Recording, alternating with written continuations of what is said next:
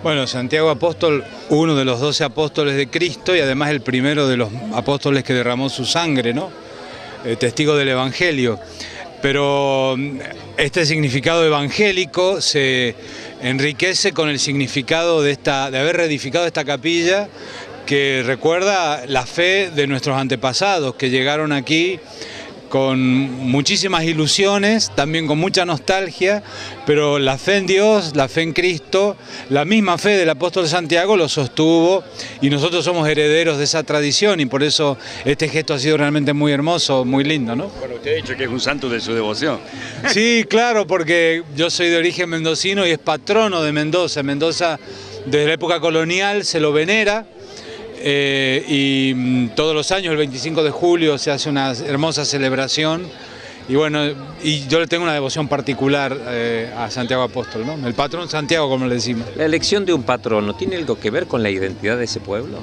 Sí, en el origen, como han dicho bien aquí, esta capilla lleva este nombre, Santiago Apóstol, porque uno de los constructores tenía ese nombre.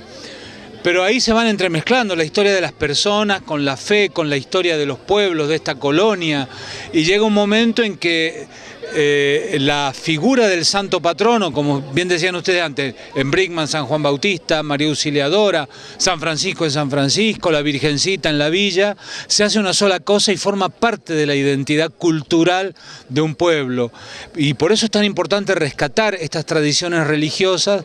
Nosotros que somos hijos de una civilización más moderna, de una cultura que también tiene otros modos de encarar la vida, pero la fe sigue siendo importante para todos. Bueno, señor, quisiera conocer una opinión. La Iglesia viene de unos días importantes, el Papa también, en estas reuniones, este cónclave que ha habido, ¿no? Por los casos de abuso de los sacerdotes. ¿Qué opinión tiene usted de todo esto que se ha vivido?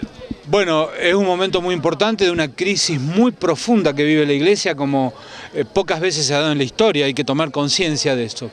Pero realmente ha sido una cumbre, la palabra le queda perfecta porque se han reunido los obispos que están al frente de todos los episcopados de todo el mundo, los superiores religiosos de las principales congregaciones masculinas y femeninas, para poner sobre la mesa temas fundamentales. La Iglesia está enfrentando esta crisis con decisión y el liderazgo del Papa Francisco, con el orgullo que nos da decir que es argentino, que es de América Latina, es un liderazgo que va marcando camino realmente para un nunca más verdaderamente, tanto al abuso como al encubrimiento del abuso, porque son las dos dimensiones del mismo problema.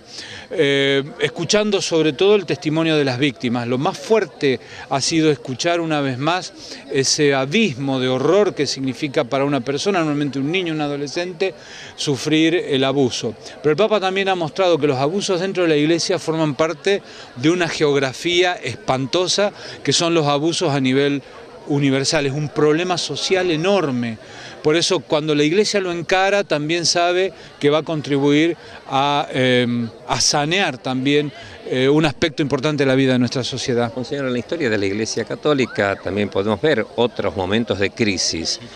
¿Cómo se lo vive o qué significado tiene? Yo hace un tiempo decía que esta era la crisis más fuerte que ha vivido la Iglesia en estos últimos 50 años, pero ahora escuchando y reflexionando un poco más, y algunos lo dicen, es una crisis comparable con lo que fue la Reforma, con lo que fue la gran crisis del siglo X, que se llamaba el siglo de hierro, una enorme decadencia espiritual y moral, especialmente del clero.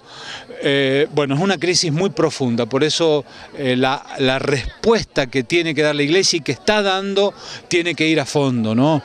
Los abusos es un crimen, el abuso es básicamente un crimen, como el encubrimiento. Por lo tanto, la justicia tiene que tallar y la justicia del Estado. Y la Iglesia también debe hacer sus propios procedimientos, ¿no? Señores, ¿han recibido ustedes en la diócesis instrucciones, alguna bajada de cómo proceder ante estas situaciones que son, bueno, que incomodan, ¿no? Y puntualmente preguntarles si hay algún caso que se investigue en su diócesis. No, gracias a Dios no tenemos casos que los estemos investigando de abuso, pero instrucciones hay. En el año 2001 San Juan Pablo II, en el 2010 ya Benedicto XVI, dieron un cuerpo de lineamientos que si se los aplica son eficaces. Ahí se lo categoriza como un crimen, uno de los crímenes más graves que tiene el derecho canónico. El obispo tiene la obligación de investigar cuando tiene noticia. Y bueno, si el sacerdote es encontrado culpable, se caen sobre él una serie de sanciones. La más grave es el ser expulsado del estado clerical. Y la colaboración con la justicia, eso es muy importante. Ahora en esta cumbre se han dado pasos importantes, yo auguro que vamos a seguir hablando de este tema para mejorar la colaboración con la justicia, para que también intervenga, obviamente tiene que intervenir y tiene que intervenir en primer lugar, desde el principio la justicia secular debe hacerse cargo de esto e investigar, y si la persona, el sacerdote es hallado culpable, tiene que ser sancionado severamente como está previsto en la ley penal argentina. ¿Usted cree que más temprano o más tarde esto llevará a replantear el tema del celibato? Yo creo que por este tema no, porque no hay relación directa, esto está muy estudiado. Entiendo que cuando salen a la luz estos crímenes que representan inconductas sexuales del clero, inmediatamente se pone sobre la mesa el tema del celibato, pero esto está muy estudiado. El celibato no es causa ni razón suficiente para que un adulto se convierta en un depredador sexual. Sí es verdad que la vida célibe, cuando se admite a la vida célibe a personas que previamente manifiestan una fragilidad emocional, afectiva, contraindicados para vivir el sacerdocio, se los pone en una situación de riesgo grave.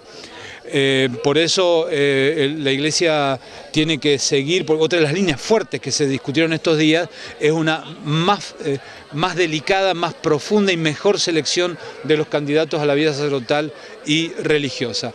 El celibato se puede discutir, y seguramente la Iglesia lo hará, pero en otro contexto, no relacionándolo, porque además se extiende un manto de sospecha sobre la inmensa mayoría de los curas que no somos depredadores sexuales. El porcentaje de sacerdotes que lamentablemente han caído en estas inconductas y en estos delitos es importante, no lo minimizamos, pero la inmensa mayoría de los curas no.